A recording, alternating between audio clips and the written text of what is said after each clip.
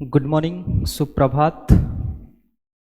आज आपके समक्ष जिस आर्टिकल की चर्चा होगी वो है आर्टिकल 21, संविधान का आर्टिकल 21। इस आर्टिकल की चर्चा करने के पीछे का एक सबसे बड़ा रीज़न ये है कि पिछले 10-15 दिनों से ये आर्टिकल काफ़ी चर्चा में रहा है। जैसे एक हम लोगों ने 3-4 दिन पहले एक वीडियो देखा जो बीपीएससी आंदोलन चल रहा है उसमें हम लोगों ने 3-4 दिन पहले एक वीडियो देखा कि एक अभ्यर्थी है, बीपीएससी के कोई एक अभ्यर्थी है जो एक बहुत बड़े अधिकारी से फंडामेंटल राइट के इस आर्टिकल 21 को लेकर उलझ गया कि आप हमारे आर्टिकल 21 का वायलेशन कर रहे हैं। आर्टिकल 21 हमें ये अधिकार देता है, आप हमारे आर्टिकल 19 का वायलेशन कर रहे हैं, आप हमारे आर्टिकल 14 का वायलेशन कर रहे हैं। इस प्रकार के बच्चे तर्क दिए अधिकारियों का। सर, आर्टिकल 21 कितना व्यापक है, क्या ये हमारा संविधान बताता है? नहीं। हमारा जो संविधान है वो हमारा संविधान आर्टिकल 21 की कहीं व्याख्या नहीं किया है, वो केवल एक परिभाषा दे दिया है। आर्टिकल 21 को एक डिफाइन कर दिया है कि no person shall be deprived of his life and personal liberty except according to procedure establish by law. मैं इसको हिंदी में भी बताऊंगा, जो भी चीज़ें होगी बहुत बारीकी से आज हम लोग पढ़ेंगे कि हे आर्टिकल 21 है क्या सही में आर्टिकल 21 का इतना बड़ा स्कोप है? बच्चे जब छात्र पढ़ाई करते हैं तो बस वही कि प्राण दैहिक स्वतंत्रता कह के आगे निकल जाते हैं, लेकिन आर्टिकल 21 रियल में है क्या? इसकी कितनी बड़ी स्कोप है, कितना बड़ा है, इसे संविधान ने व्याख्या नहीं किया है। इस आर्टिकल 21 की व्याख्या करने का काम सुप्रीम कोर्ट ने समय समय पे किया है। जैसे बहुत सारे जैसे केसेस आए हैं, आर्टिकल 21 अपने आप विस्तार होते गया है। इसको हम लोग उदाहरण से समझेंगे, बिल्कुल किताबी लैंग्वेज पे हम लोग जाएंगे ही नहीं कि किताबी लैंग्वेज का केवल डिफिनीशन लेंगे, लेकिन जितनी एग्जाम्पल लेंगे पर्सनल लाइफ में, जो हमारे आस पड़ोस में जो भी घटनाएं हो रही हैं उसको हम लोग एग्जाम्पल में लेंगे। जैसे कुछ मैं एग्जाम्पल दे रहा हूं जिसके आधार पर आप ये समझ पाएंगे कि आर्टिकल 21 में हम लोग किस चीज की बात करने जा रहे हैं। ठीक है, सपोज एक पहला एग्जाम्पल ये है कि मान लो आप रात को सोए हुए हो, पुलिस एकाएक आपके घर में घुसकर आप पे लाठी बरसाने लगे, आप क्या करोगे? कहां जाओगे? तो इसको लेकर अब आर्टिकल 21 की चर्चा होगी। आप मान लो आप घर से निकल रहे हो, किसके साथ जा रहे हो, कब मिल रहे हो, क्या खा रहे हो, इसकी कोई सूचना किसी को देने लगे, आपका कोई पीछा करने लगे और आपको इस बात की भनक लग जाए। हो सकता है पुलिस आपके पीछे लगी हो, जो इस बात की हमेशा ट्रेसिंग कर रही हो कि आप कहाँ जा रहे हो, किससे मिल रहे हो, किससे बात कर रहे हो, क्या खा रहे हो, तो आप क्या करोगे? ये किस इसका वायलेशन है? सपोज तीसरा एग्जांपल मैं ये दे रहा हूं, तीसरा एग्जांपल जरा सुनना। पति पत्नी है, पति ने बोला कि मोबाइल फोन का पासवर्ड ओपन करो। पत्नी ने पासवर्ड को ओपन नहीं किया, फोन का पासवर्ड ओपन नहीं किया। पति बोला कि हम तुमको तलाक दे देंगे, उसने रिलेशन को खराब कर लिया, उसको मारा पीटा पत्नी को, उसको लेके। पत्नी पढ़ी लिखी है, वाइफ चली गई हाई कोर्ट चली गई या सुप्रीम कोर्ट का सहारा ले ली। सुप्रीम कोर्ट में जाकर वो बता रही है कि मैंने मोबाइल का पासवर्ड ने ओपन नहीं किया, जिस वजह से इसने हमको मारा पीटा, और इसके आधार पे हमसे तलाक के लिए बोल रहा है कि हम तुमसे तलाक ले लेंगे। तो ये जितनी मैं एग्जांपल दे रहा हूं सब आर्टिकल 21 है, सब आर्टिकल 21 है। दिल्ली में छोटे छोटे बच्चे हैं, 5-5, 6-6 7 साल के बच्चे हैं, स्कूल जा रहे हैं, उनको दिक्कत हो गई फेफड़े में। डॉक्टर के पास मम्मी पापा ले गए डॉक्टर के पास, तो डॉक्टर बोल रहा है कि पॉल्यूशन की वजह से हुआ है, इन्फेक्शन हो गया है फेफड़े में। मम्मी पापा पढ़े लिखे हैं, संविधान जानते हैं, सीधे कोर्ट पहुंच जाएंगे, सुप्रीम कोर्ट पहुंच जाएंगे कि मेरे बेटे का आर्टिकल 21 का हनन हुआ है। सड़क पे कोई मोहल्ला है, मोहल्ले के आसपास नाली पोखर बने हुए हैं जिसमें बहुत सारे मच्छर, पानी, सड़े हुए पदार्थ, सब सारी चीजें उसमें हैं। जिस वजह से बच्चों की तबीयत खराब हो जा रही है, वो भी आर्टिकल 21 का हनन है।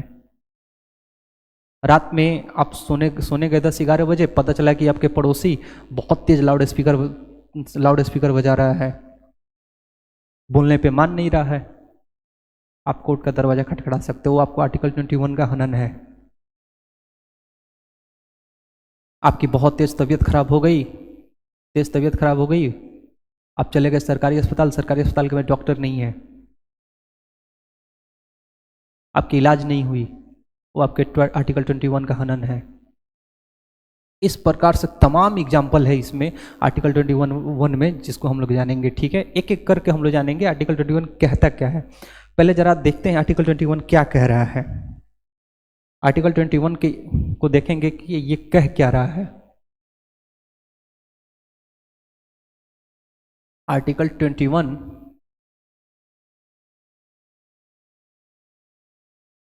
21 क्या कह रहा है, जरा इसको देखते हैं हम लोग।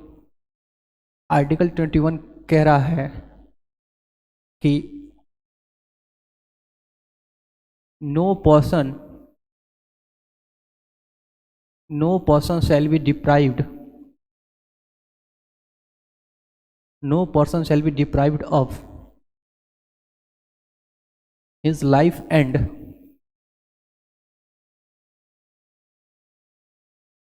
personal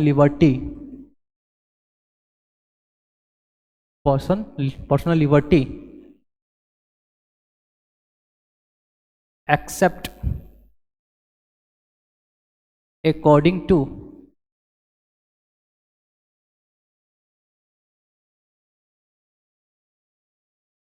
procedure established by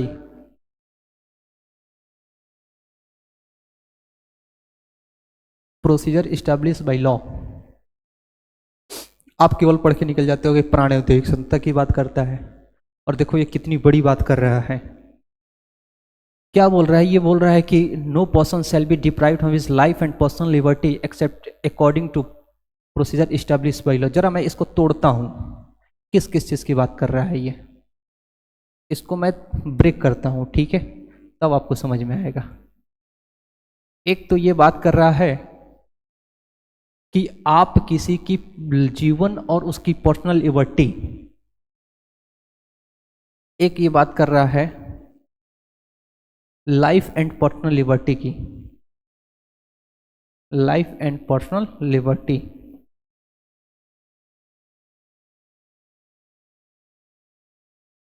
जिसको आप क्या कहते हो, प्राण एवं दैहिक स्वतंत्रता या व्यक्तिगत स्वतंत्रता,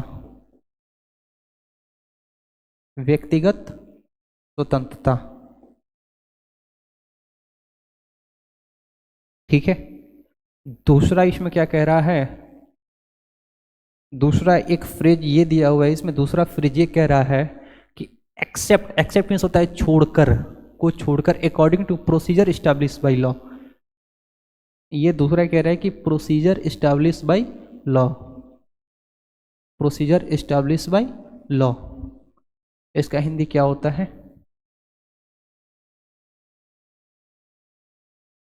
विधि द्वारा स्थापित प्रक्रिया,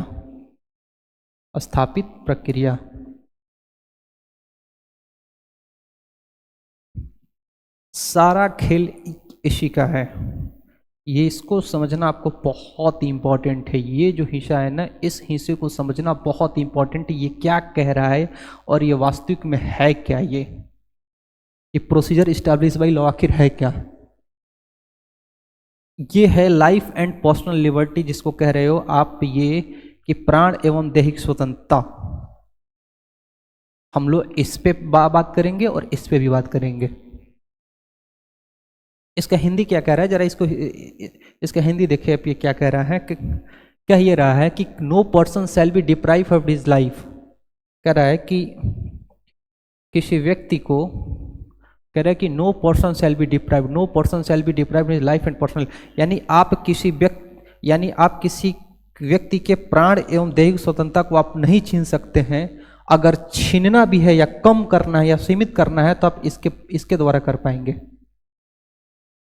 विधि द्वारा स्थापित प्रक्रिया के द्वारा ही कर पाएंगे। ये पूरा आर्टिकल यही कह रहा है कि विधि द्वारा स्थापित प्रक्रिया को छोड़कर, मैं इसका हिंदी लिखता हूं तब आपको समझ में आएगा। हिंदी इसका ये कह रहा है कि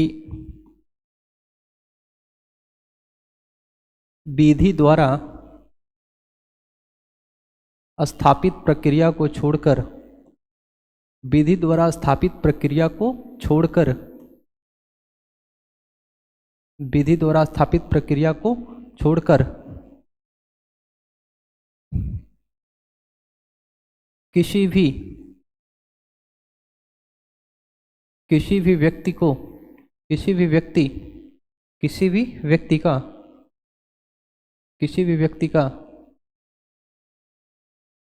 व्यक्ति का प्राण एवं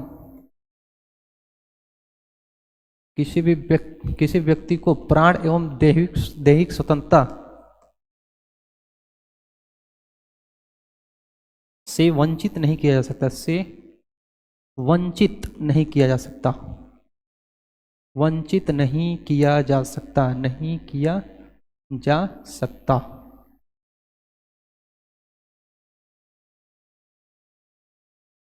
जा सकता। ठीक है, ये इसका हिंदी हुआ कि विधि द्वारा स्थापित प्रक्रिया को छोड़कर किसी भी व्यक्ति को प्राण और दैहिक स्वतंत्रता से वंचित नहीं किया जा सकता। अगर इसका अर्थ ये लगाओगे, जब आप इसको देखोगे क्या कह रहा है ये, कि विधि द्वारा स्थापित प्रक्रिया को छोड़कर, विधि द्वारा स्थापित प्रक्रिया को छोड़कर किसी भी व्यक्ति को प्राण और दैहिक स्वतंत्रता से वंचित नहीं किया जा सकता। अर्थात ये कह रहा है कि अगर किसी व्यक्ति को प्राण एवं दैहिक स्वतंत्रता यानी आर्टिकल 21 का हनन करना है, यानी वायलेशन कर रहे हो, अगर किसी व्यक्ति का आर्टिकल 21 को छीन रहे हो, उससे वंचित कर रहे हो, तो उसको छीनने का एकमात्र, उसको कम करने का एकमात्र उपाय यही है कि विधि द्वारा स्थापित प्रक्रिया। यानी ये क्या कह रहा है? ये कह रहा है, मैं लिख देता हूं, अर्थात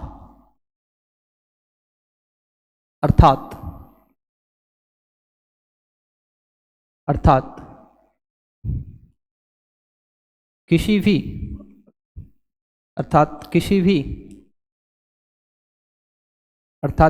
व्यक्ति का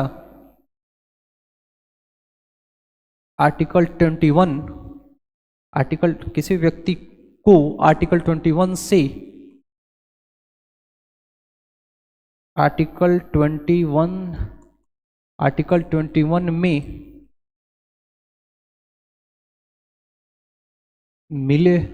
21 में मिले हुए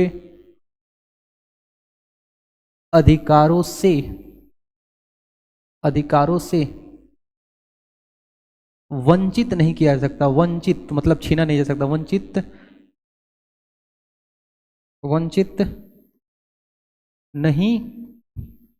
नहीं किया जा सकता। ठीक है, अगर किसी व्यक्ति को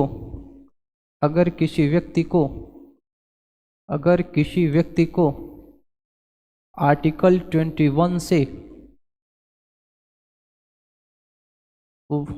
21 से वंचित करना है, अर्थात छीनना है, अर्थात कम करना है,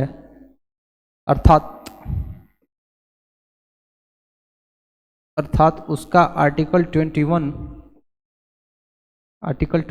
को, अर्थात उसके आर्टिकल 21 को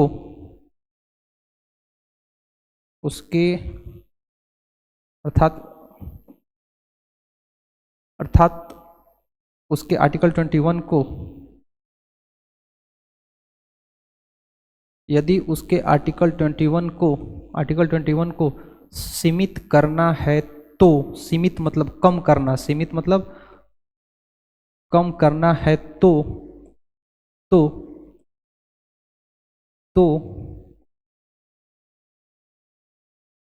तो कानून का सहारा लेना पड़ेगा, कानून का सहारा लेना पड़ेगा, लेना पड़ेगा।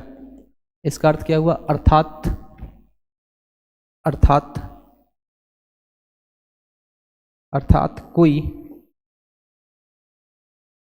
कानून बनाकर ही, अर्थात कोई कानून बनाकर ही, अर्थात कोई कानून बनाकर ही,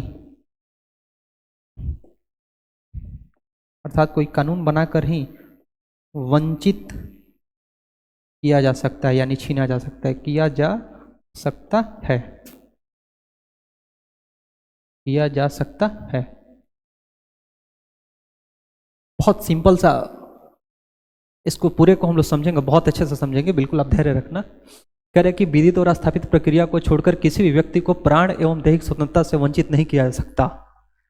इस कहने का इसका क्या अर्थ हुआ कि किसी भी व्यक्ति को आर्टिकल 21 में मिले हुए अधिकार, कौन सा अधिकार आर्टिकल 21 में मिला है? प्राण एवं दैहिक स्वतंत्रता। बहुत बड़ा है भाई, प्राण एवं दैहिक स्वतंत्रता। आपको 3 या 4 वर्ड दिख रहे हैं, लेकिन ये बहुत बड़ा है। आर्टिकल 21 में मिले हुए अधिकारों से वंचित नहीं किया जा सकता, अर्थात किसी को प्राण एवं दैहिक स्वतंत्रता से वंचित नहीं किया जा सकता। अगर आपको वंचित करना है, किसको? सरकार को। सरकार को अगर मेरा अधिकार छीनना है कि मुझे यहाँ पे आपको ऑनलाइन क्लास नहीं पढ़ानी है, आपको कोचिंग में नहीं पढ़ानी है, तो अगर ये छीनना है, अगर मेरी आर्टिकल 21 छीनना है, तो आर्टिकल 21 से वंचित करना है या सीमित करना है या कम करना है, तो उसे कानून का सहारा लेना पड़ेगा। अर्थात सरकार को पहले कोई कानून बनाना पड़ेगा, कानून बनाकर ही उसको छीना जा सकता है। यही है, इसी को कह रहा है कि प्रोसीजर इस्टेब्लिश बाय लॉ, यही कह रहा है प्रोसीजर इस्टेब्लिश बाय लॉ।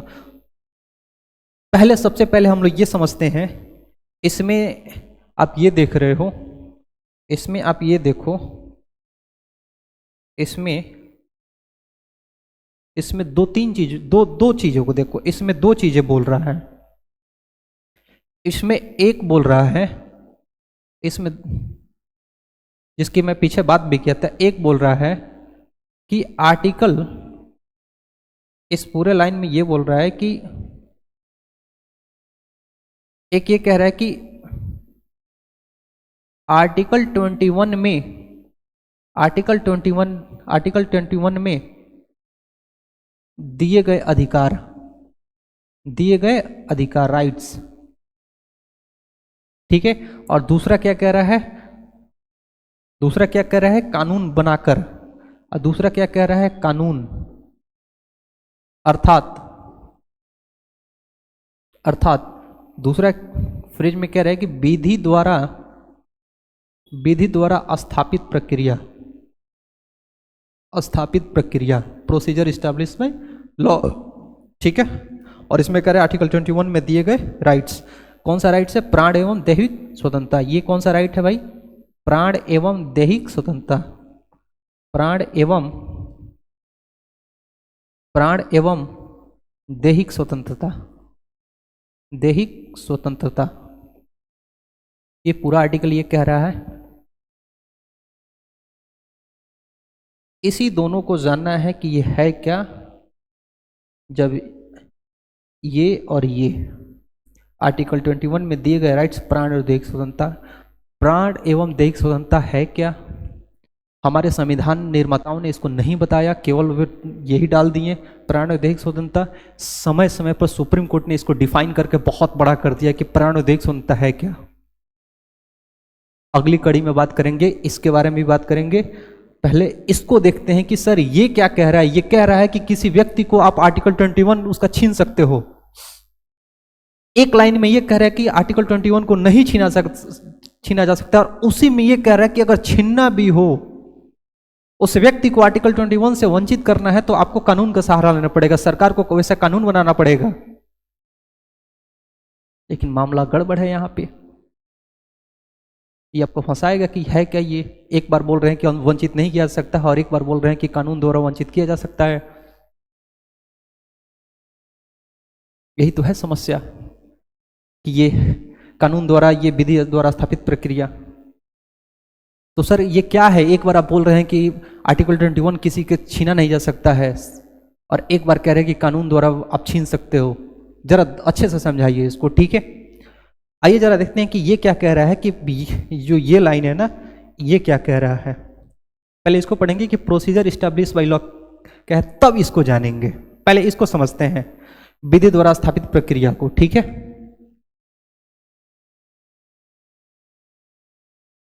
देखो मेरे भाई, ये क्या है, दो चीजें हम लोग पढ़ेंगे इसमें, दो चीजें। एक है विधि द्वारा स्थापित प्रक्रिया,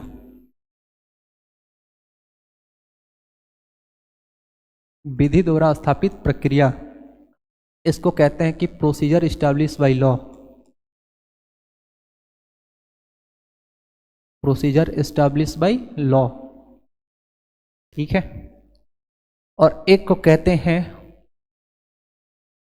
पहले इसको पढ़ते हैं, तब इसके भाई को पढ़ेंगे। इसका एक और भाई है जो अभी बाद में बताएंगे। पहले इसको पढ़ते हैं कि विधि द्वारा स्थापित प्रक्रिया है क्या।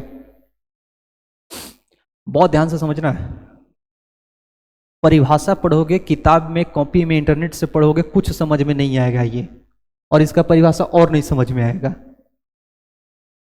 ये क्या कह रहा है कि विधि द्वारा स्थापित प्रक्रिया, पहले ये जानते हैं कि सर ये इसका कंसेप्ट कहाँ से निकला है, ये हमारे संविधान में कहाँ से लिया गया है। आपसे क्वेश्चन एक बार पूछा भी है, ये सीडीएस का क्वेश्चन भी है कि ये प्रोसीजर इस्टेब्लिश बाय लॉ कहाँ से लिया है। तो आपको बताना है कि प्रोसीजर इस्टेब्लिश बाय लॉ हमारे संविधान में कहाँ से लिया गया है। तो मैं लिख देता हूं, इट इज टेकन फ्रॉम, इसे बाबू जापानीज, इसे जापान के कॉन्स्टिट्यूशन से लिया गया है।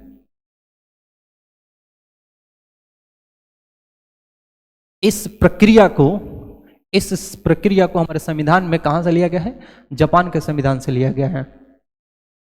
ये क्या कह रहा है जरा समझना कि विधि द्वारा स्थापित प्रक्रिया क्या कह रहा है। पहली बात इसमें यह समझो कि जिस देश में विधि द्वारा स्थापित प्रक्रिया होती है, जिस देश में विधि द्वारा स्थापित प्रक्रिया होती है, वहां की संसद यानी वहां की पार्लियामेंट बेटा सबसे मजबूत होती है, सबसे मजबूत होती है, सबसे मजबूत होती है। बहुत ध्यान से समझना, तब ये समझ में आएगा। जैसे एग्जाम्पल एक दो लिखो। एग्जाम्पल में देखो, जैसे मान लो हम लिख लेते हैं ब्रिटेन,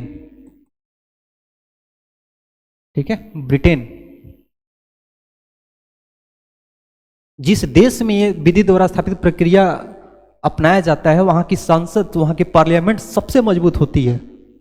बहुत ध्यान से समझना इस चीज को, इस कॉन्सेप्ट को। देखो, हम ब्रिटेन का भी उदाहरण लेंगे, हम भारत का भी उदाहरण लेंगे, ठीक है, दोनों एग्जाम्पल लेंगे। जैसे बहुत ध्यान से समझना, हमारे यहाँ, अब यहाँ भारत की मैं बात कर रहा हूं, कल के डेट में मोदी सरकार ने ये कानून बना दिया कि 24 साल के बाद लड़कियों को पढ़ाई नहीं करनी है।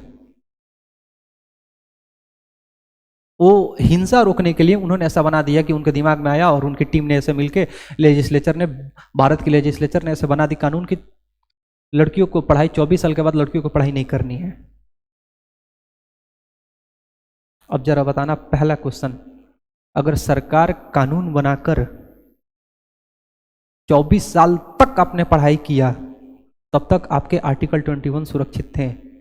लेकिन 24 साल बाद, जब जैसे 24 साल एक दिन में आप प्रवेश किए, आपका वो कानून, आपको उस कानून के द्वारा उस अधिकार को रोक दिया गया, आर्टिकल 21 का छीन लिया गया, वंचित कर लिया गया कि अब आप 24 साल के बाद पढ़ाई नहीं करने जा सकते हो। अब बताओ आप क्या करोगे, बताओ आप क्या करोगे? यही करोगे कि आप कोर्ट का दरवाजा खटखटाओगे, हाई कोर्ट जाओगे, सुप्रीम कोर्ट जाओगे ना? यही कह रहा है विधि द्वारा स्थापित प्रक्रिया।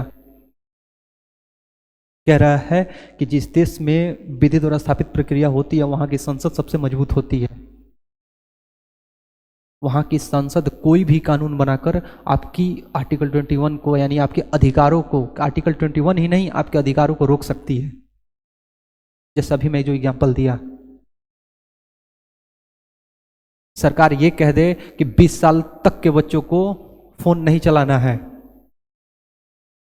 कानून बना देगी, और आपको ऑनलाइन पढ़ाई करनी बहुत जरूरी है, सरकार ने ऐसा कानून बना दी। अगर उस देश में ये सिस्टम पाया जा रहा हो, विधि द्वारा स्थापित प्रक्रिया, जैसे ब्रिटेन में, तो भाई साहब आप 20 साल की एज तक फोन नहीं छू सकते हो, सोशल मीडिया नहीं चला सकते हो। दौड़ के सुप्रीम कोर्ट जाओगे, कोर्ट जाओगे, वहां ब्रिटेन में कोर्ट सीधे भगा देगा, देखेगा कि वो आपकी एज कितनी है सर, 18 वर्ष, जाओ भागो, 20 साल तक फोन नहीं छुओगे। क्या सर ऐसा भारत में हो सकता है? लिखा तो है हमारे संविधान में आर्टिकल 21 में कि ऐसा करके हम किसी का अधिकारों को छीन सकते हैं, हनन कर सकते हैं। बहुत ध्यान से समझना ये क्या कह रहा है। अब इसको और मैं एग्जांपल से समझा रहा हूं। सपोज, बहुत ध्यान से समझना, सपोज भारत सरकार ने, बहुत ध्यान समझना, सपोज भारत सरकार एक कानून बनाई, उस कानून का नाम है,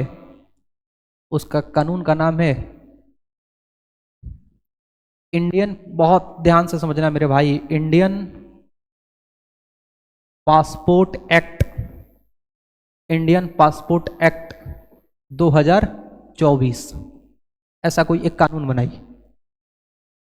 एग्जाम्पल में है कि ऐसा उसने कोई कानून बनाई, भारत सरकार, उसने कानून बनाया, और कानून में उसने दो तीन बातें डाल दिया। इस कानून में उसने लिखा कि यदि किसी को विदेश जाना है तो सबसे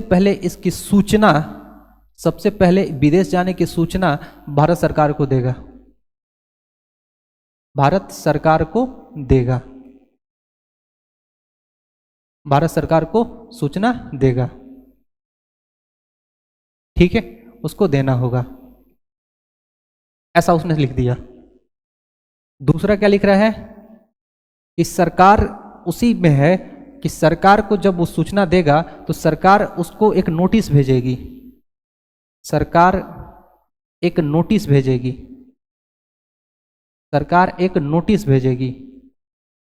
ठीक है, सरकार एक नोटिस भेजेगी। उसी कानून में यह भी लिखा है कि उसको एक एप्लीकेशन फॉर्म पे, उसी कानून में यह भी लिखा है कि उस आदमी को जो विदेश जाना चाहता है उसको एक एप्लीकेशन फॉर्म में ये भर के वो बताना है कि वह विदेश क्यों जाना चाहता है, क्यों जाना चाहता है, किससे मिलना है, उसको वहां किससे मिलना है, मतलब क्या काम है, ठीक है, वहां पे उसको क्या काम है, कब तक रुकेगा, ऐसा उसने कानून बना दिया, ठीक है।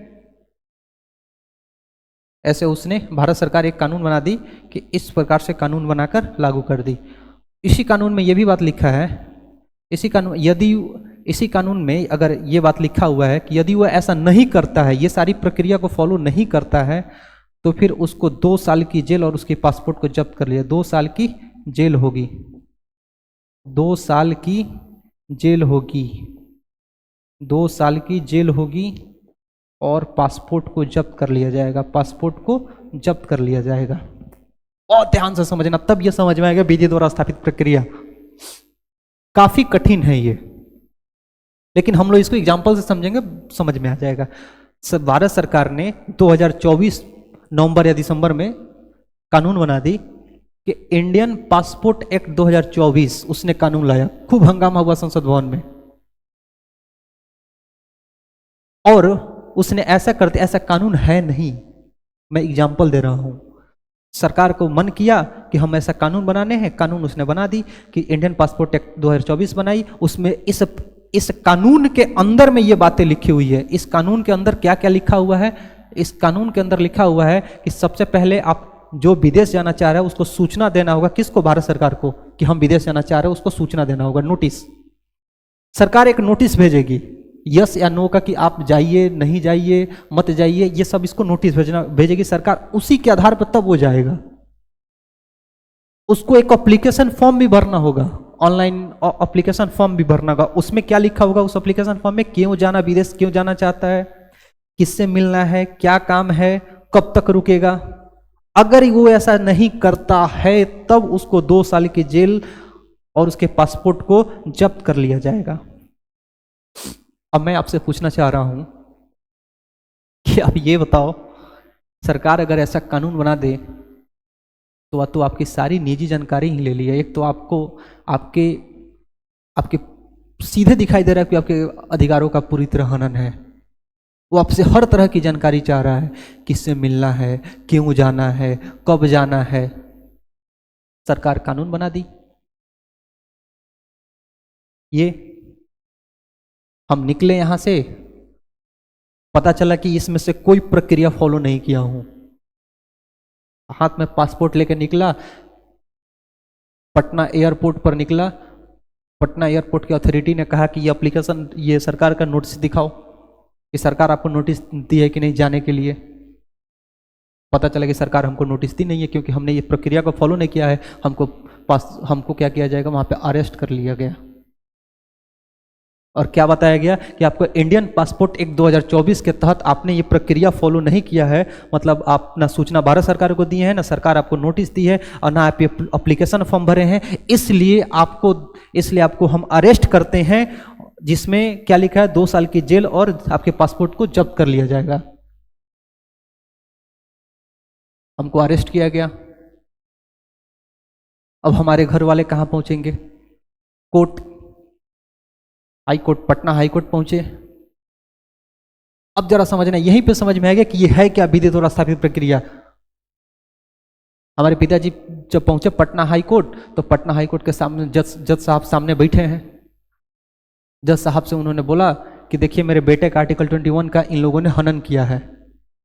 सरकार एक ऐसा कानून लाई है, इस प्रकार का निरंकुश कानून लाई है, इतनी कड़ी कानून लाई है, और उसको फॉलो नहीं करने पर मेरे बेटे को ये लोग पकड़ लिए हैं। अब मेरा बेटा किस काम से विदेश जा रहा है, क्यों जा रहा है, ये सब क्या सरकार को बताना जरूरी है? ये मेरे पिताजी ऐसा जज साहब से बोल रहे हैं। जज साहब आप बताइए कि क्या ये, जज साहब आप ये बताइए कि क्या मेरे बेटे का अधिकार का हनन है कि नहीं? जज साहब वहां पे कुछ नहीं कर सकते।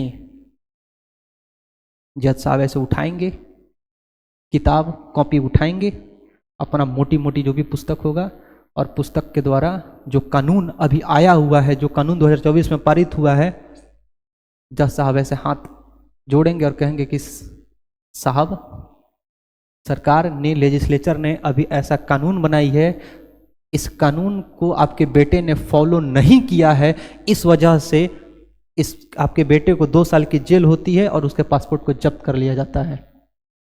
पिताजी मेरे जज साहब से गुहार लगाएंगे कि जज साहब, आप तो इतने बड़े आदमी हैं, आप तो इतने लॉ पढ़ के आए हैं, आप ये बताइए कि क्या ये सही है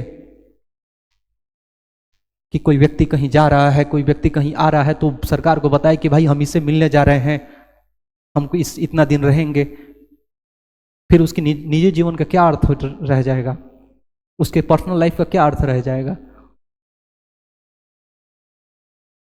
ये जज साहब और पिताजी के बीच चल रही है। जज साहब बोल रहे हैं कि आई एम सॉरी, जज साहब बोल रहे हैं आई एम सॉरी, हम कुछ नहीं कर सकते। पिताजी पूछेंगे क्यों आप कुछ नहीं कर सकते? तो सरकार ऐसा कानून बना दी है, अब हम कुछ नहीं कर सकते। फिर मेरे पिताजी पूछेंगे, क्योंकि मेरे पिताजी कॉन्स्टिट्यूशन के लॉ के जानकार नहीं है, तब जज साहब उनको समझाएंगे कि देखिए, आपके देश में विधि द्वारा स्थापित प्रक्रिया पाई जा रही है, आपके देश में विधि द्वारा स्थापित प्रक्रिया पाई जा रही है, इसलिए हम यहां पे कुछ नहीं करेंगे, कर सकते हैं। जो प्रक्रिया है वही हम देखेंगे। 2 साल की जेल है तो जेल, अब कहने का अर्थ क्या हुआ, अब सारांश समझना, सारांश समझोगे तब समझ में आएगा क्या है। जिस देश में विधि द्वारा स्थापित प्रक्रिया पाई जाती है उस देश में यह नहीं देखा जाता है कि कानून कितना कड़ा है, कानून कितना न्यायोचित है, कानून कितना तर्कसंगत है, कानून कितना रीजनेबल है, वो कानून कितना जस्टिसिएबल है, कानून कितना फेयर है, ये नहीं देखा जाएगा। अगर वहां उस देश की लेजिस्लेचर ने, अगर उस देश के लेजिस्लेचर ने यह लिख दिया है कि एक पेन चुराने पर फांसी की सजा दी जाएगी तो आपको फांसी की सजा मिलनी है। कोर्ट सीधे ये केवल देखेगा, कोर्ट क्या देखेगा, कोर्ट ये देखेगा कि प्रोसीजर फॉलो हुआ है कि ना, उस विधि में जो बातें लिखी गई उसको फॉलो हुआ है कि नहीं। जैसे जब पिताजी सामने जज साहब के सामने खड़े रहेंगे तो जज साहब ये देखेंगे कि सरकार ने उन नोटिस को भेजी है कि नहीं, तो पता चला कि सरकार नोटिस नहीं भेजी है। दूसरी चीज की क्या जो बंदा विदेश जा रहा था क्या उसको सुनने का मौका मिला, उसकी बातों को रखने का मौका दी है सरकार, तो पता चला नहीं, ऐसा कुछ नहीं है। बस प्रोसीजर देखेगी कि कानून में लिखी गई बात, जो ये कानून है ना इंडियन पासपोर्ट एक्ट, इसमें जो प्रोसीजर लिखा गया है, इस कानून में ये 1 number 1 procedure 2 procedure 3 procedure 3 procedure 4 5 6 7 जो ये प्रोसीजर लिखा गया है इसको फॉलो हुआ है कि नहीं। वो फांसी, इसमें कानून में फांसी की सजा है कि क्या है उससे मतलब नहीं है, वो देखेगी सीधे कि प्रोसीजर यदि फॉलो हुआ है तो सीधे जज साहब ये कह देंगे कि इसको फांसी की सजा दी जाए। यही है प्रोसीजर इस्टेब्लिश बाय लॉ। अब सोचो अगर ब्रिटेन में, ये भारत में नहीं पाया जाता है, मेरी बात ध्यान से सुनना, प्रोसीजर इस्टेब्लिश बाय लॉ हमारे कॉन्स्टिट्यूशन में है लेकिन ऐसी प्रक्रिया हमारे इंडिया में नहीं है। अभी जो मैं आगे बात करूंगा, ब्रिटेन की एक संसद ये कानून बना दे कि पेन चुराने के लिए फांसी की सजा। मेरा दोस्त एक पेन चुराया, उसको फांसी की सजा निश्चित। जब वो कोर्ट में पेश होगा, वहां की कोर्ट जब ये सुनवाई करेगी तो कोर्ट बस ये देखेगी कि वो जो पेन चुराने वाला जो कानून बना है जिसमें फांसी की सजा का प्रावधान है, उसमें जो जो प्रोसीजर हुआ है उसका फॉलो, जो जो प्रोसीजर लिखा है उस बातों को फॉलो हुआ है कि नहीं। मतलब बच्चे को नोटिस भेजा गया है कि नहीं, बच्चे को सुनने का मौका मिला है कि नहीं, बच्चा क्या कह रहा है ये सब सुनने का मौका मिला है कि नहीं, बच्चे को मौका दिया गया है कि नहीं, अपना बात रखने के लिए बच्चे को मौका दिया गया है कि नहीं, कि डायरेक्ट सीधे उठाकर सीधे जेल में बंद कर दिया गया है। बस अर्थात उस कानून में जो बातें लिखी गई है ना, जो प्रोसीजर है उसको देखेगी कोर्ट, बस उसको देखेगी। कोर्ट ये नहीं देखेगी कि बेचारा एक पेन चुराने के लिए इसको फांसी की सजा दी जा रही है, कोर्ट बिल्कुल इसे नहीं देखेगी। क्यों? क्योंकि उस देश में विधि द्वारा स्थापित प्रक्रिया पाई जाती है। जैसे मैं अभी आपको बताया इंडियन पासपोर्ट एक्ट 2024, कि जिस देश में विधि द्वारा स्थापित प्रक्रिया हो वहां की संसद यानी लेजिस्लेचर जिस प्रकार की कानून बना देगी वो कानून सबको फॉलो करना होता है। उस देश की सुप्रीम कोर्ट भी उस कानून को नहीं टाल सकती है। सर तो हमारे देश के संविधान में तो लिखा है, क्या हमारे देश के संविधान में ऐसा है? इसी को देखेंगे कि अब हमारे देश में क्या है। ठीक है, आपको यह समझ में आया? अब जरा इसको देखते हैं, ये अर्थात आपको तो ये समझ में आ गया होगा, आपको तो ये समझ में आ गया कि विधि द्वारा स्थापित प्रक्रिया है क्या?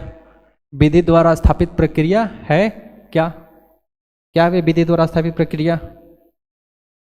हाँ, विधि द्वारा स्थापित प्रक्रिया क्या कहती है? इसमें न्यायालय सिर्फ, मैं लिख देता हूं, इसमें न्यायालय सिर्फ यह देखती है कि, इसमें न्यायालय सिर्फ यह देखती है कि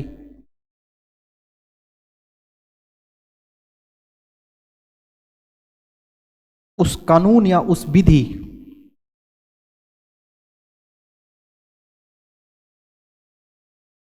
उस कानून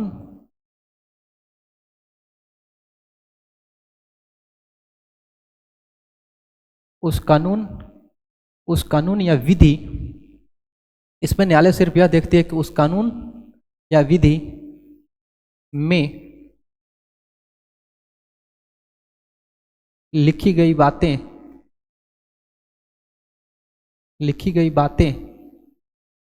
या प्रक्रियाएं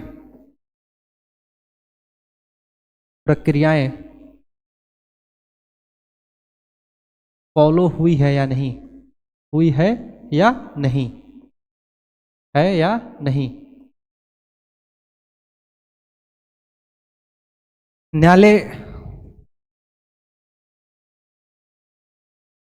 न्यायालय यह बिल्कुल नहीं देखेगी कि न्यायालय यह बिल्कुल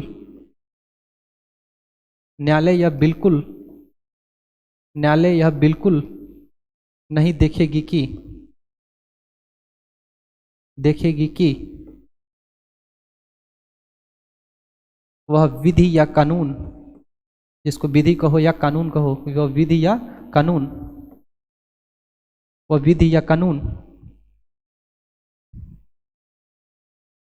कितना न्यायोचित है, कितना तर्कसंगत है,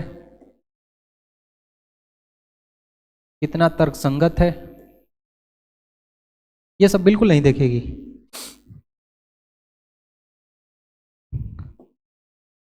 क्या वह व्यक्ति की फंडामेंटल राइट्स यानी मौलिक अधिकारों का हनन कर रहा है या नहीं, इन किसी बातों पर उसको ध्यान नहीं देगी। ठीक है, मैं लिख दिया हूं कि इसमें न्यायालय सिर्फ यह देखती है कि उस कानून में लिखी गई बातें या प्रक्रियाएं फॉलो हुई है या नहीं। जो अभी आपको बताया था पासपोर्ट एक्ट वाला में, सेम वही कि जो एक्ट में वो बातें लिखी गई है बस उसको फॉलो हुआ है कि नहीं, बस यही देखेगी।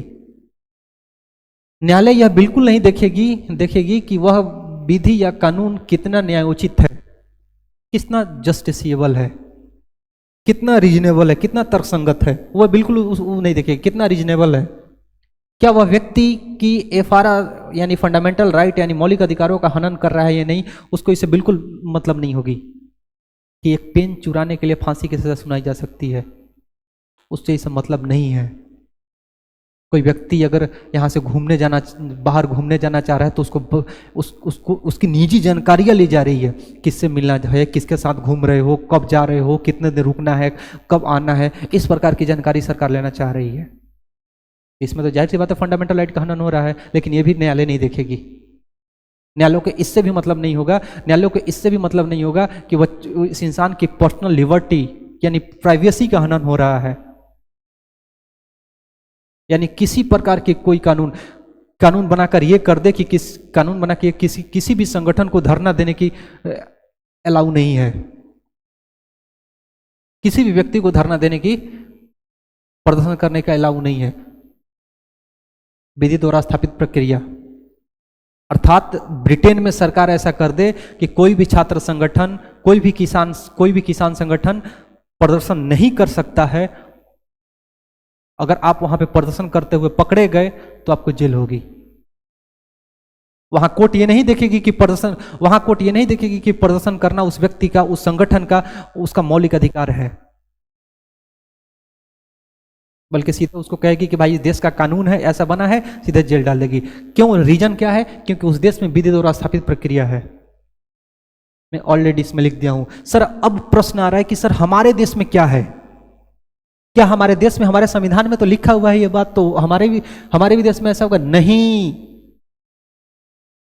जरा इसको समझते हैं। सर हमारे यहां ये भी है, लेकिन इसके साथ आपने कभी वो कहानी सुना है, एक देखना, एक हाथी चलती है ना, तो उसके साथ साथ एक ऊंट चलता है। और कहा जाता है कि जो बचपन में हम लोग पूछे कि भाई ऊंट क्यों वो हाथी के साथ चलता है, तो जब जब हाथी थोड़ा सा इधर उधर होता है ना, थोड़ा सा मचलाता है, पागल की तरह होने लगता है, तो कहता है कि ऊंट उसका कान चबाता है, वही है। तो इसको हाथी समझो, अब हमारे हैं ऊंट पे जरा उसका। हमारे देश में क्या है इसको समझते हैं। हमारे देश में वो भी है, और हमारे देश में जो वो हाथी है और ये है ऊंट, इसको कहते हैं due process of law. Due process of law, due process of law, इसको कहते हैं कि विधि की सम्यक प्रक्रिया, विधि की सम्यक प्रक्रिया, विधि की सम्यक प्रक्रिया।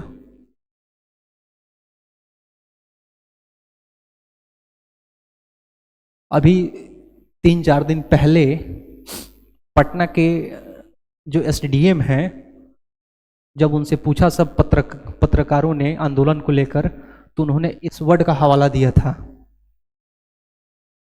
उन्होंने कहा कि ड्यू प्रोसेस ऑफ लॉ जैसे होगा हम लोग वैसी आगे कार्रवाई करेंगे। क्या बोला उसने इसी वर्ड को बोले कि due process of law, due process of law जैसा कहेगा उस अनुसार हम लोग आगे काम करेंगे। अभी सर ये है क्या, इसको समझना है कि सर ये कहां से, इसका सोर्स कहां से है। क्या ये हमारे संविधान में है? बाबू ये हमारे संविधान में नहीं है। सबसे पहले कि ये हमारे संविधान में नहीं है। अब देखो इसका सोर्स, इसको देखते हैं कि हमारे संविधान में इसे कहां से लिया गया है। तो मैं यहां लिख देता हूं, इसको, एक कंसेप्ट को कहां से लिया गया है, taken from American constitution. American constitution कहां से लिया गया है भाई? ये अमेरिका के संविधान से ये लिया गया है, ध्यान समझना है। ये कॉन्सेप्ट अमेरिका के संविधान से उठाया गया है, ठीक है। अगला क्वेश्चन ये आएगा कि सर सबसे पहले इसकी चर्चा कब हुई थी? तो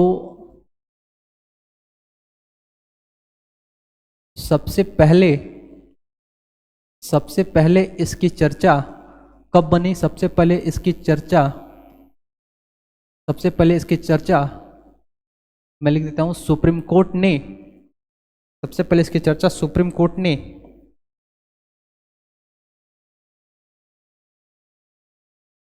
मेनका गांधी केस,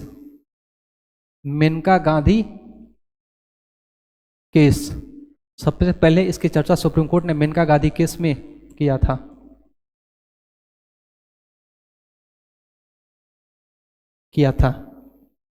सर ये है क्या?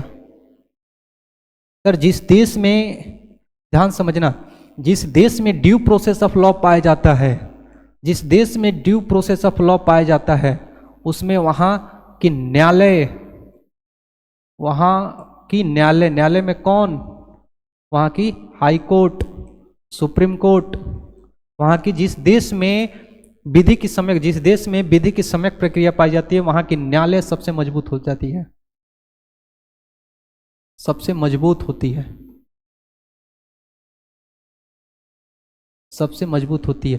एक लाइन में बोलूं कि सर ये क्या है, अगर एक लाइन में अगर आप हमसे पूछोगे कि सर इसको एक लाइन में डिफाइन कीजिए, तो मैं इसको एक वर्ड में सीधे डिफाइन करूंगा, एक लाइन में डिफाइन करूंगा कि यह न्यायालय को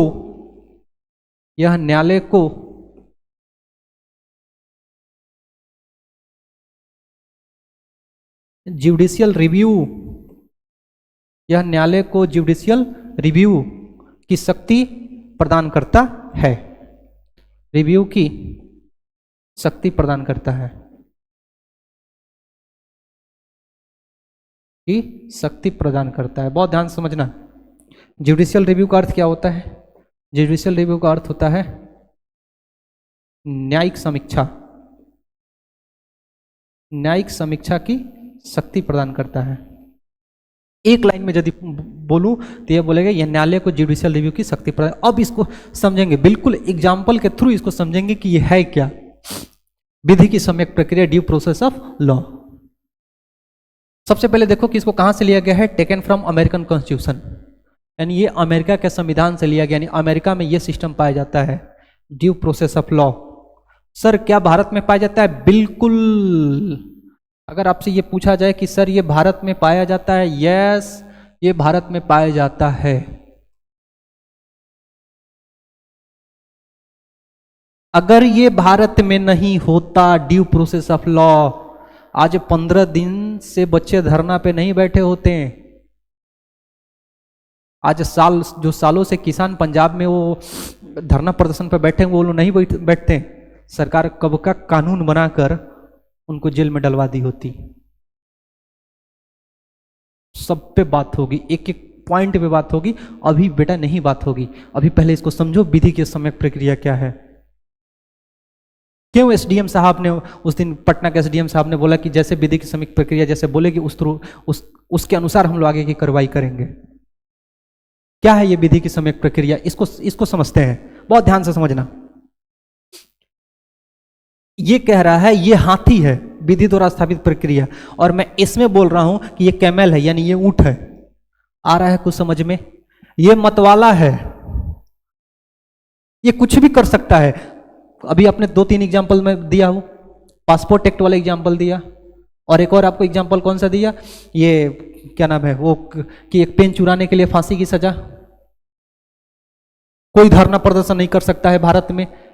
इस प्रकार की कोई भी कानून, इतनी कड़े से कड़े कानून ला दिया जाए, सब ये डील करेगा विधि द्वारा स्थापित प्रक्रिया। उसको कहेंगे विधि द्वारा स्थापित प्रक्रिया, मतलब उसमें जो बातें लिख दी गई है उसको मानना है, विधि द्वारा स्थापित प्रक्रिया।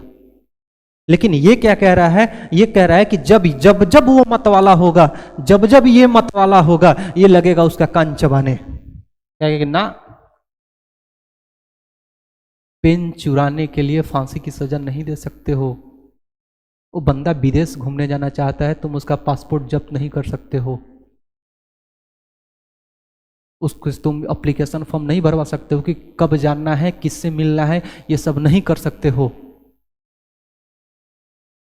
तुम किसी के धरना प्रदर्शन का अधिकार नहीं छीन सकते हो। कोई शांतिपूर्ण धरना प्रदर्शन कर रहा है, कोई शांतिपूर्ण आंदोलन कर रहा है, तो तुम उस पर लाठी नहीं चलवा सकते, तुम उस पर ये सारी चीज नहीं कर सकते हो। उसको कौन ये कहता है? Due process of law. Sir Bharat में है, ये कब आया था सब ये बताऊंगा। इस केस पे बहुत बहुत बारीकी से चर्चा होगी। मेनका गांधीवाद क्या था, ये मेनका गांधीवाद कब का है? ये मेनका गांधीवाद है आपका लगभग 1978 या 79 का है शायद, ठीक है, उसी के करीब का है। बहुत ध्यान से समझना। सर इसके पहले क्या था?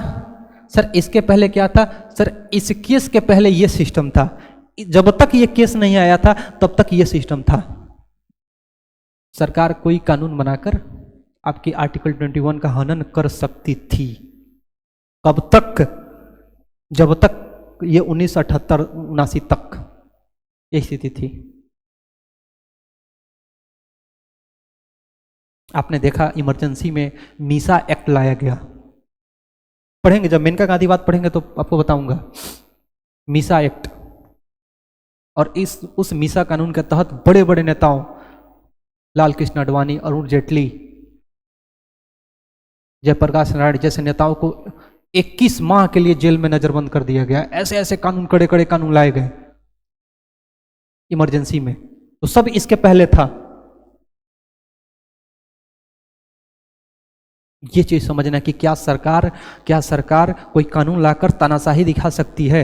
यस दिखा सकती है। जिस देश में ड्यू प्रोसेस ऑफ लॉ होगा, जिस देश में ये सिस्टम होगा, जिस देश में विधि द्वारा स्थापित प्रक्रिया होती है, वहां पे तानाशाही दिखा सकती है सरकार। लेकिन जिस देश में ये पाया जाएगा ड्यू प्रोसेस ऑफ लॉ, वहां सरकार तानाशाही नहीं दिखा पाएगी। क्यों? क्योंकि मैं यहां पे ऑलरेडी लिखा हूं, यहां पे जरा देखना, इसमें ऑलरेडी लिखा हूं कि जिस देश में यह सिस्टम पाया जाता है वहां की संसद सबसे मजबूत होती है। बेटा कानून कहां बनता है जरा बताना, कानून कहां बनता है? इसी लेजिस्लेचर में। इस लेजिस्लेचर में सारे कानून बनते हैं। तो जाहिर सी बात है कि जब यहां पे कानून बनेगा तो ये जैसे मन करेगा वैसे कानून बना देगा। अब साहब इसमें देखो इसमें देखो, जिस देश में यह सिस्टम होता है वहां की न्यायालय सबसे मजबूत होती है। आओ एग्जांपल से इसको समझते हैं, विधि की समय प्रक्रिया। वही एग्जांपल लेंगे।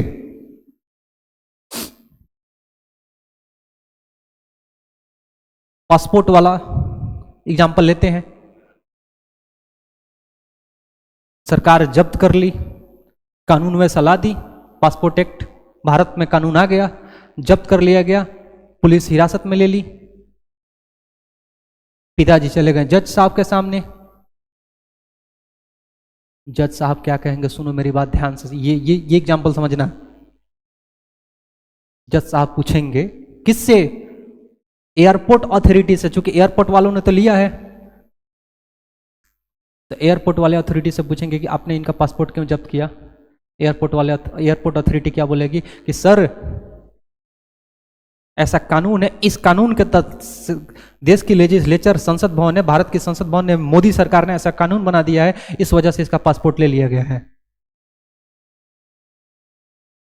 जज साहब क्या बोलेंगे? जज साहब बोलेंगे कि मोदी सरकार को बुलाओ। तो मोदी सरकार तो आएंगे नहीं, मोदी सरकार का कौन आएंगे? मोदी सरकार का वकील सामने आएंगे। वकील साहब से पूछा जाएगा, मोदी सरकार का वकील साहब से जज साहब पूछेंगे, अरे भाई ये बताओ कि कोई व्यक्ति विदेश जाना चाह रहा है तो उसकी पर्सनल लाइफ की तुम लोग पर्सनल लाइफ की इंफॉर्मेशन क्यों पाना चाह रहे हो? वह क्यों जाना चाह रहा है, किससे मिलना चाह रहा है,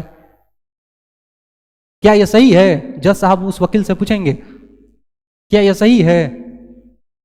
कब जा रहा है, किससे मिलना है, ये सब किसी व्यक्ति की सूचना पाना क्या अच्छी बात है? जज साहब उस वकील को समझाएंगे कि भाई ये उस व्यक्ति के आर्टिकल 21 का हनन है, आर्टिकल 21 का हनन है, तुम उसकी पर्सनल लाइफ में घुस रहे हो। वो कहीं जाए, बस इस चीज देखो कि वो लीगल है, उसका पासपोर्ट लीगल है, सब कुछ ठीक है, तो आप तुम उसको क्यों रोकोगे कहीं जाने के लिए? और क्यों वो भर के देगा कि उसको किससे मिलना है, क्यों जाना है? सुप्रीम कोर्ट उस कानून को क्या करेगी? सीधे नल एंड वाइड रद्द कर देगी, कहेगी कहानी खत्म। क्यों? उसको वकील को बताया जाएगा, जो एडवोकेट होंगे सामने भारत सरकार के, उनको ये बताएगी कि हमारे देश, जज साहब बताएंगे कि सुनो हमारे देश में प्रोसीजर इस्टेब्लिश बाय लॉ है जिसके तहत तुमने कानून बना दिया, लेकिन हमारे देश में ड्यू प्रोसेस ऑफ लॉ भी है। अर्थात उस कानून के द्वारा यह भी जांच किया जाएगा कि क्या वो कानून उस व्यक्ति का फंडामेंटल राइट का हनन तो नहीं कर रहा है ना। सरकार बहुत गुस्सा हुई और सीधे गुस्सा में 2025 में कानून ला दी कि कोई भी व्यक्ति अगर किसी का मर्डर करता है, रेप करता है, तो उसको चौराहे पे फांसी दिया जाएगा। सुप्रीम कोर्ट कहेगा ठीक है, आप कानून बना दिए, प्रोसीजर इस्टेब्लिश बाय लॉ को फॉलो किए, देखे कि कानून बना है, ठीक है, लेकिन फिर देखेगी, कहेगी कि आप पब्लिक हैंगिंग नहीं कर सकते, यानी किसी व्यक्ति को आप पब्लिकली हैंग नहीं कर सकते हैं, पब्लिकली आप फांसी की सजा नहीं सुना सकते हैं, ये उसके मौलिक अधिकार का हनन है। वो हो गया due process of law. Bharat की संसद ने कानून बना दिया कि एक पेन चुराने के लिए अगर आप किसी का पेन चुरा रहे हैं तो आपको फांसी की सजा सुनाई जाएगी। और जब कोर्ट में उस व्यक्ति को लाया जाएगा, तो जज साहब उसको कहेंगे, जज साहब सरकार के वकील को बताएंगे कि ना, मोदी सरकार को समझाएंगे कि ना, पेन चुराने के लिए आप फांसी की सजा नहीं दे सकते हो, ये उसके फंडामेंटल राइट का हनन है। एक छोटी सी घटना के लिए तुम उसकी फांसी की सजा नहीं दे सकते हो, ये गलत है। इसको कहते हैं विधि की सम्यक प्रक्रिया। अर्थात इसमें लिखा हुआ है कि इसमें न्यायालय सिर्फ यह देखती है कि उस कानून या विधि में लिखी गई प्रक्रियाएं फॉलो हुई है या नहीं। न्यायालय यह बिल्कुल नहीं देखेगी कि वह विधि कानून कितना नियोजित है, जबकि ड्यू प्रोसेस ऑफ लॉ में न्यायालय यह देखेगा, विधि तो बन गया, कि क्या विधि उस व्यक्ति की पर्सनल अधिकार का हनन तो नहीं कर रहा है ना। क्या एक पेन चुराने के लिए फांसी की सजा दी जा सकती है? क्या कोई विदेश जाना चाह रहा है तो तुम उसकी पर्सनल इंफॉर्मेशन निकाल सकते हो? क्या किसी व्यक्ति के पीछे पीछे पुलिस हमेशा घूमते रहेगी, कहां जा रहा है, किससे मिल रहा है, क्या ये उसका हनन नहीं है? उसको कहेंगे, ये सब जो देखेगी, ये सब जो देखेगी उसको ड्यू प्रोसेस ऑफ लॉ। यानी पहले वाला में कानून महत्वपूर्ण हो जाता है और विधि की सम्यक प्रक्रिया जहां पाई जाती है, यानी भारत में, अमेरिका में, वहां पे व्यक्ति महत्वपूर्ण होता है कि व्यक्ति का अधिकार महत्वपूर्ण होता है कि एक व्यक्ति के कौन कौन से अधिकार, उस अधिकार का हनन तो नहीं हो रहा है ना। इसको कहेंगे विधि की सम्यक प्रक्रिया। अर्थात इसमें भारत की सुप्रीम कोर्ट क्या देखेगी, इसमें कोर्ट ये देखेगी, ये हमारे यहाँ कोर्ट ये जहां पे ये पाया जाएगा विधि की सम्यक प्रक्रिया, कोर्ट ये देखेगी कि वह कानून या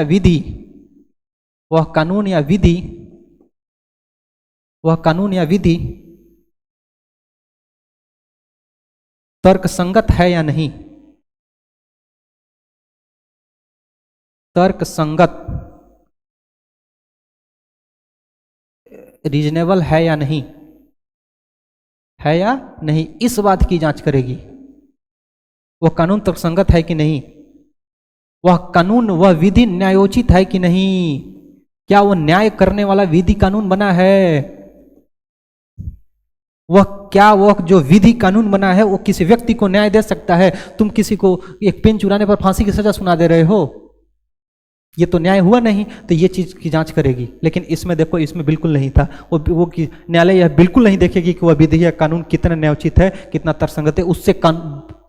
उससे न्यायालय को बिल्कुल मतलब नहीं होगा क्या वो व्यक्ति, क्या वह कानून, इसमें देखो यहां पे लिखा क्या वह कानून व्यक्ति की फंडामेंटल राइट्स का हनन कर रहा है या नहीं, इससे मतलब नहीं है। लेकिन इसमें देखो, इसमें देखेगी कि वह कानून तर्कसंगत है या नहीं, वह कानून न्यायोचित है कि नहीं, वह कानून FR यानी फंडामेंटल राइट का हनन तो नहीं कर रहा है ना, हनन तो नहीं कर रहा है ना, इस बात को देखेगी। बोलो, अब समझ में आया? इस प्रकार सरकार के किसी भी कानून को, अब मैं भारत के संदर्भ में बात करूंगा, इस प्रकार भारत सरकार के द्वारा, राज्य सरकार के द्वारा बनाए गए किसी भी कानून, किसी भी अध्यादेश, किसी भी नोटिस को हम न्यायालय में आराम से चुनौती दे सकते हैं। किस आधार पर? ये दोनों आधार पे। सरकार कानून बनाई, कोई सरकार कानून बनाई, ये और जैसे और जो हमको न्याय मिलेगा, ये ड्यू प्रोसेस ऑफ लॉ।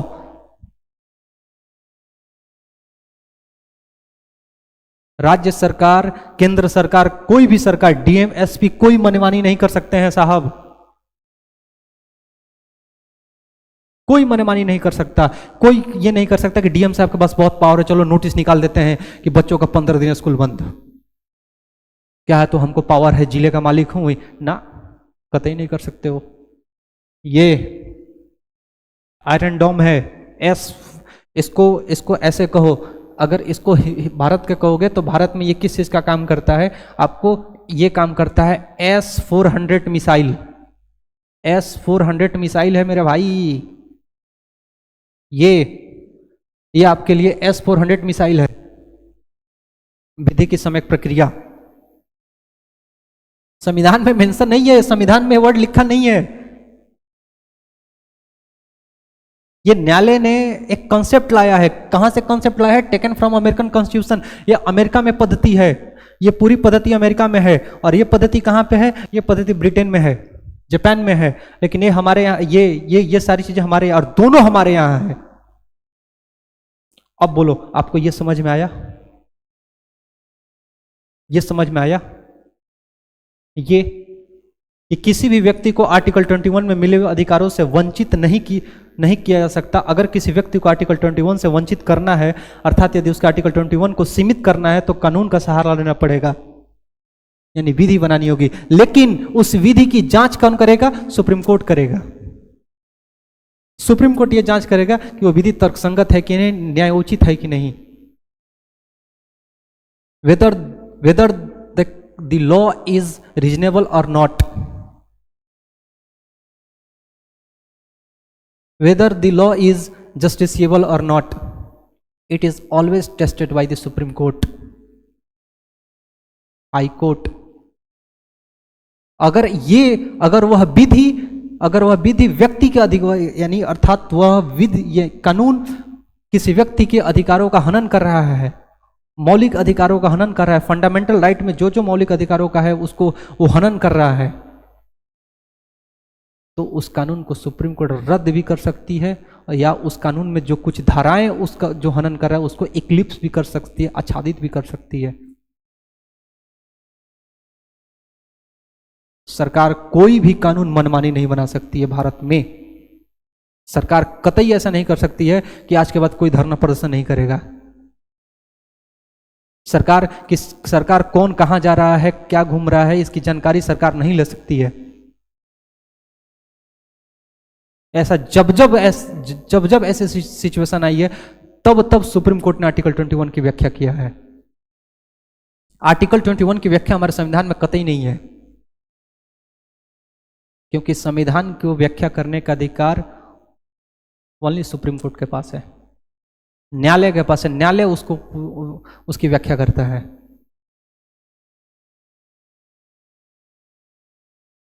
समझ में आया आपको? ये दोनों कॉन्सेप्ट समझ में आए?